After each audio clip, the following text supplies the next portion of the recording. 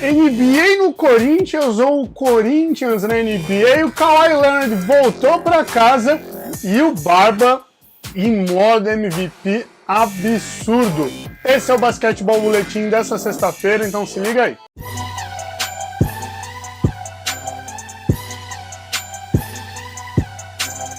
Salve, salve, galerinha do área, Diego Silva para mais um Basquetebol Boletim para vocês, o nosso informe semanal. Eu decidi fazer aqui hoje só falando de NBA e amanhã eu vou tentar soltar um antes da rodada de sábado, porque eu vou correr pro Paulistano para assistir Paulistano e Corinthians.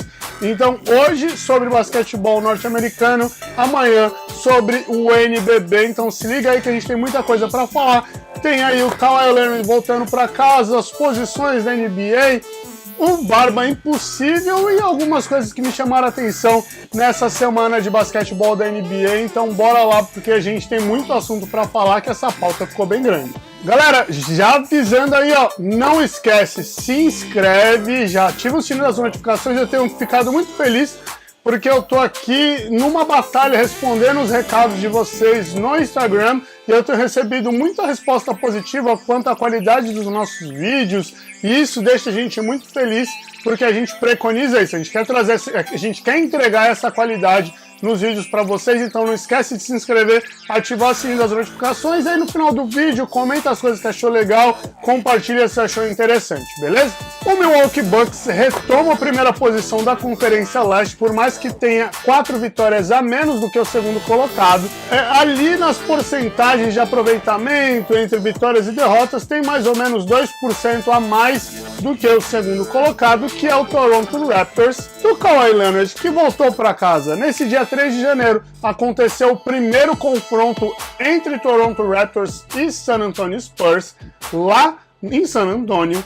E galera, foi o confronto, foi o jogo da raiva, É difícil conseguir descrever a atmosfera que estava lá em Santo Antônio, a atmosfera dos torcedores do Spurs, e foi algo incrível, assim, dava para realmente perceber que eles estão magoados com o Kawhi Leonard, que saiu da franquia depois de desacordos com a diretoria e tudo mais, e numa troca sem ninguém querer ir para lugar nenhum, foi parar no Canadá.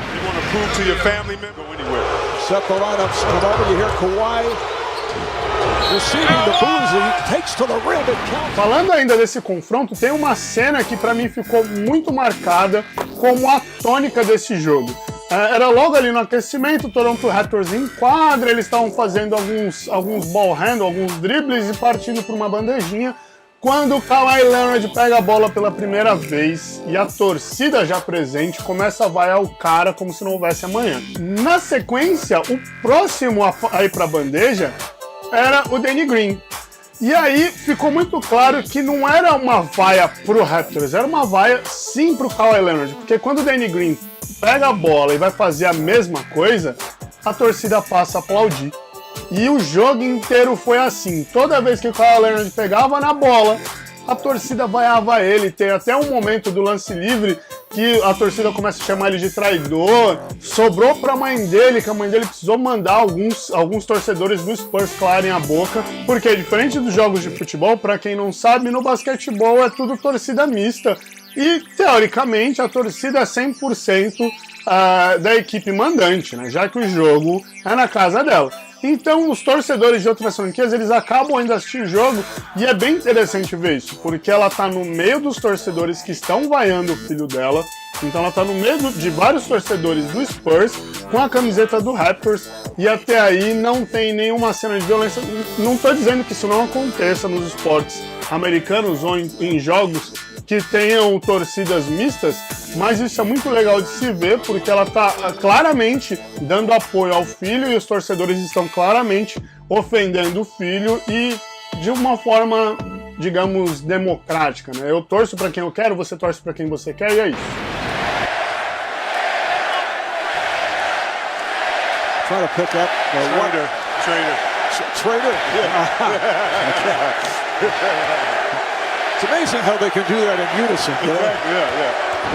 Quanto ao jogo 125-107 para os donos da casa, o San Antonio Spurs venceu tranquilamente o Toronto Raptors pro dia que o DeMar DeRozan falou que ia ficar marcado no seu calendário. Ele falou que ia circular o dia 3 de janeiro de vermelho, e não foi por menos. Ele entrou em quadra com sangue nos olhos, deu uma cravada monstra e fez o seu primeiro triplo-duplo da carreira com 21 pontos, 14 rebotes e 11 assistências, deixando aí bem claro que esse dia 3 de janeiro ficou marcado na história dos confrontos entre Toronto Raptors e San Antonio Spurs.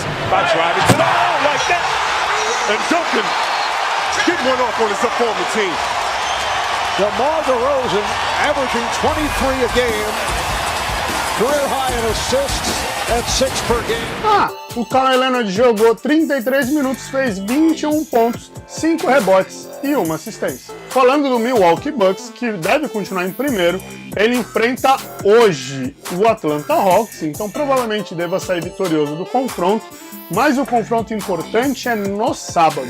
No sábado, o Milwaukee Bucks enfrenta o Toronto Raptors, então aí já é um confronto que diz muito para quem vai ficar em primeiro ou em segundo colocado da conferência. Na sequência nós temos o Pacers, o 76ers e o Celtics. E galera, o Celtics, o que o Gordon Hayward jogou contra o Minnesota Timberwolves?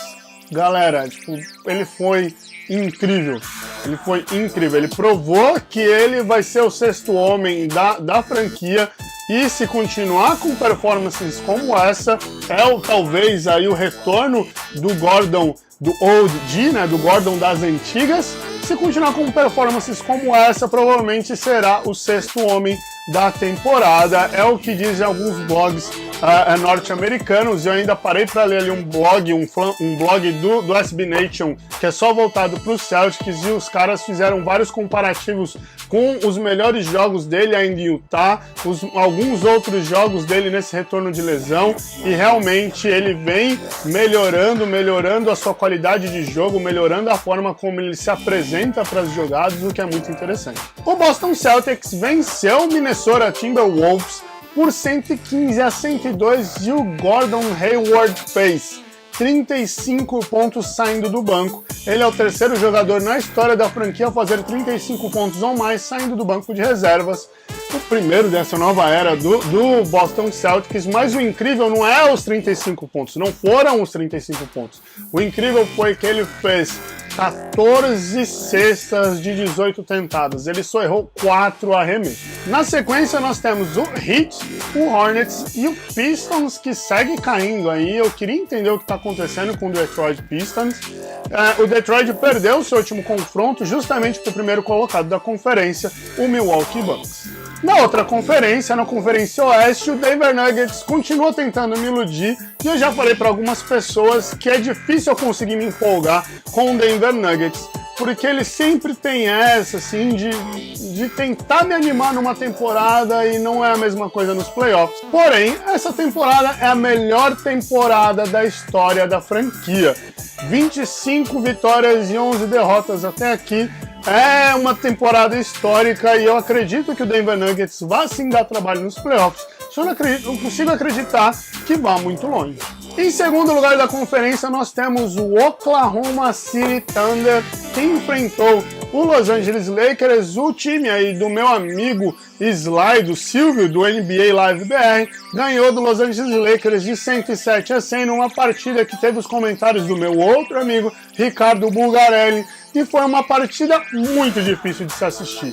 Muito difícil, porque tiveram muitos erros de ambos os lados. Por mais que o Oklahoma tenha saído vitorioso, o Russell Westbrook demorou para esquentar, ele amassou muito o aro, o Lakers errava muitos turnovers, muitos passes errados. E eu não sei dizer se isso é fruto da partida, porque nós temos a quinta franquia com mais erros na temporada da NBA, que é o Los Angeles Lakers, contra uma das melhores defesas da temporada, que é o Oklahoma City Thunder. Mas, no geral, foi um jogo muito difícil de se assistir. Além de tudo, o Lakers segue quebrado, o Kuzma saiu machucado no terceiro período, O Rajon Rondo fez uma cirurgia na mão, ele tá com a mão quebrada e tem ainda mais algumas semanas fora das quadras. E o LeBron James, que nesses últimos dias começou a dar os seus primeiros arremessos depois da sua lesão na virilha, mas ainda segue sem previsão para voltar, e o Lakers segue caindo na tabela. Falando dessa partida, uma coisa que me chamou muita atenção, além da guitarrinha no ar aí do Russell Westbrook, foram as quantidades de vaias recebidas pelo Paul George. The other forward, number 13, 6'9",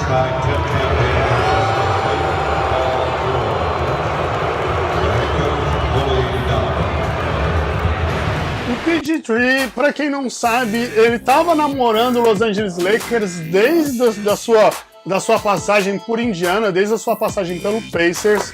E ele resolveu ir pro Oklahoma, e aí ele continuou namorando o Lakers, e o Lakers namorando ele, aquela paquerinha ali de WhatsApp, eu mando nude, você manda outra, essa coisinha assim, e no final ele renovou com o Oklahoma. Até aí tudo bem, mas o pior de tudo é que publicamente ele dizia, se eu continuasse em Indiana, se eu ficasse em Indiana por mais um ano, eu viria para o Lakers.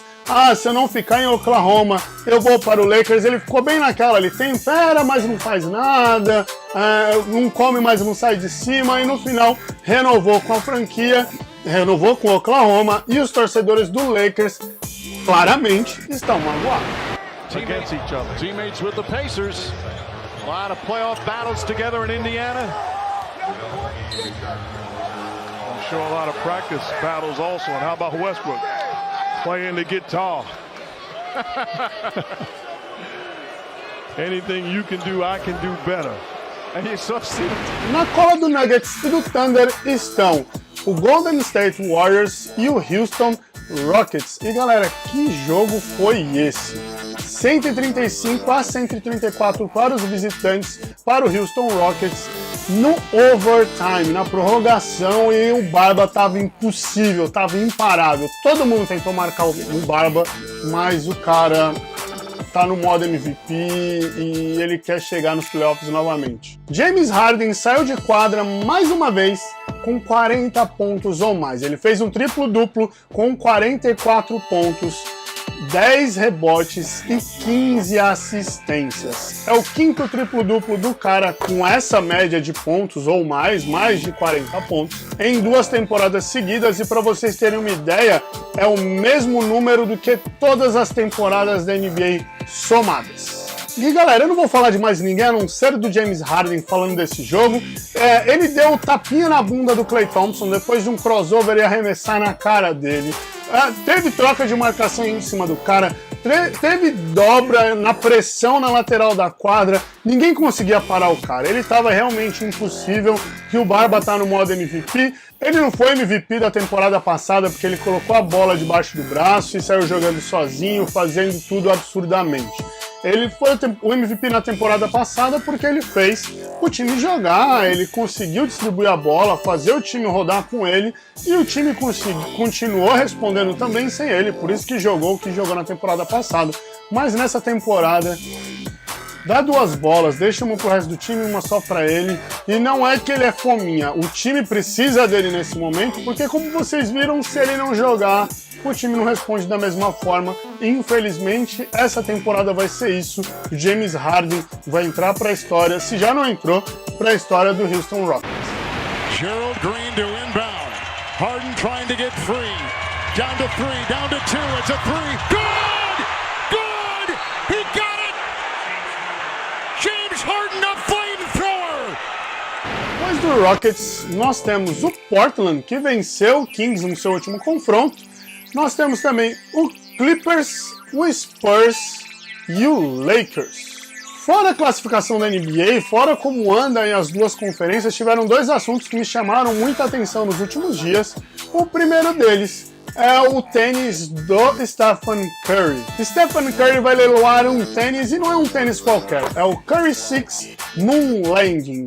Moon Landing, aterrissagem na Lua, alguma coisa assim, pouso na Lua, pousando na Lua. Tá, até aí, beleza. Não sei se vocês lembram, mas alguns boletins atrás eu falei que Stephen Curry não acreditava que o homem tinha pousado na Lua. E eu também falei que Tudo isso virou, de alguma forma, uma promoção para as novas colorways do Curry 6. Até aí, não falando muito, tinha uma foto dele com outro tênis, um outro Curry 6, no Twitter, numa coisa meio pergunte para o Curry e tudo mais, e virou um dos trend topics naquele momento. E também isso acabou gerando um convite para o Curry conhecer a NASA em Houston. Eu procurei informações sobre esse tênis, sobre essa colorway nos blogs na gringa, eu não encontrei muita coisa, todo mundo só falava do leilão, que ele vai leiloar dinheiro, ele vai leiloar o tênis e dar o dinheiro, e é isso. Mas o legal é que o valor do tênis, o valor arrecadado nesse leilão vai ser todo convertido para entidades de assistência para a educação infantil. E numa das entrevistas, numa das falas do Curry, quando teve toda essa coisa dele não acreditar que o homem pisou na Lua, ele falava que é muito interessante o que está acontecendo, que isso sirva de exemplo para as crianças, para que as crianças procurem informação, para que as crianças estudem e simplesmente não acreditem em tudo que os ídolos falam, porque é aquilo, né? Às vezes o cara também erra e ele não é o dono da razão, então a gente precisa procurar informação sim, o que é muito interessante. Ele ainda fala que as crianças precisam estudar, e olha aí, ele doando dinheiro para obras assistenciais focadas em educação infantil. Outro ponto interessante é que o lançamento do tênis foi feito na derrota do Golden State Warriors para o Houston Rockets, e a base da NASA, a base de lançamento da NASA, fica em Houston. O outro fator é essa coisa aí do Corinthians na NBA. Ou melhor, a NBA no Corinthians. Uma matéria de novembro do ano passado fala sobre uma negociação entre o Corinthians, entre a Arena Corinthians, a administração e marketing da Arena, com a Liga Norte-Americana, para que fossem colocadas cadeiras premium na Arena e também que produtos licenciados da NBA fossem vendidos na Arena Corinthians. Até aí, sem novidade alguma, essa é a história das cadeiras premium. É para ter aquela coisa igual os jogos de basquetebol, que as cadeiras mais caras, as cadeiras premium, ficam na frente do banco de reservas, ou seja, do outro lado da quadra. O mesmo eles querem fazer na Arena Corinthians, colocando ali algumas cadeiras e um serviço diferenciado para os pagantes, né, dessas cadeiras, do lado oposto ao banco de reservas, o que é muito interessante. Um outro ponto é que começariam a ser vendidos produtos licenciados da NBA na Arena Corinthians. Até aí beleza. Mas o problema é que não serão vendidos ou não seriam vendidos produtos do Boston Celtics e do Milwaukee Bucks, por serem verdes. Para quem acompanha o futebol, ou melhor, eu acredito que todo mundo saiba que o arquirrival do Corinthians é o Palmeiras, e a cor primária dos uniformes do Palmeiras é a verde. Então por isso que existe essa coisa do Corinthians não ter nada de verde, por ser a cor do arquirrival, da mesma forma como no Palmeiras não tem nada de preto, e até aí beleza. Para quem acompanha ainda mais o futebol no Brasil, sabe até que o Corinthians, na época da construção da arena, procurou ali algum viés nos regulamentos das competições realizadas no Brasil e em algumas internacionais, procurando a possibilidade da grama do estádio ser preta ou em algum outro tom que não fosse verde, o que foi negado pela FIFA, que rege a regra das competições da CBB, então Campeonato Brasileiro e tudo mais. Então existe toda uma hierarquia de regulamentos. E no regulamento da FIBA, o gramado tem 100 tons de verde. Ainda indo mais a fundo, até no Mundial Interclubes, no Mundial que o Corinthians disputou, foi a primeira vez na história que na camiseta do Corinthians teve alguma coisa de verde, por conta do brasão da FIFA falando do Mundial, que ela tinha uma listinha verde ali. Foi a primeira vez na história que algo verde apareceu nas camisetas do Corinthians. E essa história deu tanto que falar que o meu celular ficou pipocando aí de grupos de basquetebol e grupos de futebol falando disso. Eu até me assustei, nossa, NBA no Corinthians e tudo mais. Eu achei estranho eu não ter recebido nenhum e-mail de assessorias de imprensa e tudo mais, porque a NBA, e por ser o Área ser um site de basquetebol, ser um portal de notícias de basquete, geralmente eu recebo essas notícias por e-mail também. E aí eu fui atrás e a notícia era de novembro, e aí eu entendi. Mas todo esse burburinho foi bem interessante, porque trouxe essa notícia de volta e tudo começou aí, tudo isso veio por conta das discussões quanto à cor que aconteceram nos últimos dias aqui no Brasil. Enfim, toda essa discussão do Corinthians é por conta da possibilidade de venda de produtos oficiais da NBA na Arena Corinthians, e eu vou deixar esse espacinho aqui para vocês comentarem sobre, beleza? Antes de encerrar esse vídeo, já deixo aqui para vocês não pararem de assistir o vídeo, porque no final a gente tem horário político, nós temos o retorno do nosso horário político com o beiçudo, o Jonas do Zona do Garrafão. Ele veio para defender o seu amor pelo Los Angeles Lakers, então se liga aí que nós temos o beiçudo falando do porquê que ele torce pro Los Angeles Lakers. Depois de meses eu esperando esse vídeo do beiçudo, tá aí meu amigo, tá aí meu irmão. Abraço, obrigado por esse vídeo, galerinha. Galerinha, não esquece de se inscrever no área. Já se inscreve aí, deixa like, compartilha. Lembrando que o Felipe Souza começou aí a sua coluna mensal falando das equipes cariocas que disputam o NBB lá no portal, lá no área, e tem muita coisa interessante chegando. Eu tô desenterrando algumas colunas, se liga que o área vai vir recheado em 2019, beleza? Abraço! Interrompemos nossa programação normal para transmitir o horário eleitoral gratuito obrigatório de propaganda eleitoral sob responsabilidade dos partidos políticos. Beiçudo do Zona do Garrafão, e aí seus beiçola que estão no área restritiva, eu tô aqui pra responder um questionário sensacional, polêmico, do Diego Silver. Tamo junto e misturado daquele jeito, e vamos pra primeira pergunta. Já curta, compartilha, se inscreva no canal se você é novo por aqui. Tamo junto e misturado. Moleque! A primeira pergunta é: da onde surgiu o amor pelo Lakers? Bom, quando eu saí da barriga da minha mãe, o médico me deu um tapa, eu falei: Lakers, caralho! A segunda pergunta é sobre o Lonzo, mas quem é Lonzo? O que fazer com o Lavar Ball? Eu vou responder com música. Eu jogo fora no lixo. Eu jogo fora no lixo. Eu jogo fora no lixo. Ou seja, joga no Clippers, né? Começou bandido, chupa DPC. Você quer torcer para um time campeão? Por que o Lakers? Conte até 16. O que eu faria se o LeBron no Lakers? Eu continuaria torcendo pro Lakers. Que porra é essa? Tá maluco? Hein? Pronto. Vai, LeBron! A próxima pergunta é bem polêmica: se o Magic Johnson vai fazer mágica pra levar o Lakers pros playoffs. E... cara, de verdade, assim, o Magic Johnson não joga mais, então não tem como ele fazer isso. A próxima pergunta é: por que você deveria gostar do Lakers? Mano, se você não gosta do Lakers, você não gosta de NBA, na moral, pelo amor de Deus.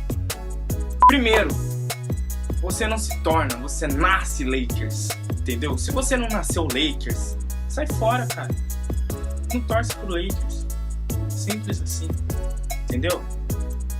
Segunda coisa: se ao longo da sua vida você sentiu uma pontada no peito e não era gases, isso era amor ao Lakers. Se você não torceu pro Lakers, você desperdiçou as suas chances. É isso, rapaziada. Tamo junto e misturado daquele jeito.